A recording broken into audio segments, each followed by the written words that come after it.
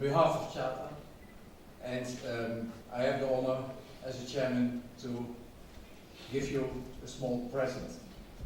I think we were very happy that you hosted us here in this beautiful area, and I think your speech came on the right moment.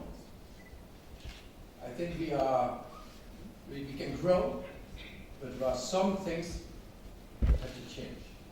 And I think everybody now knows the importance of our industry.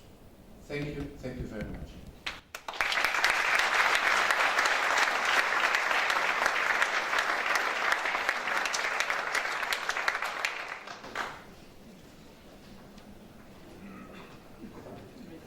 Thank you.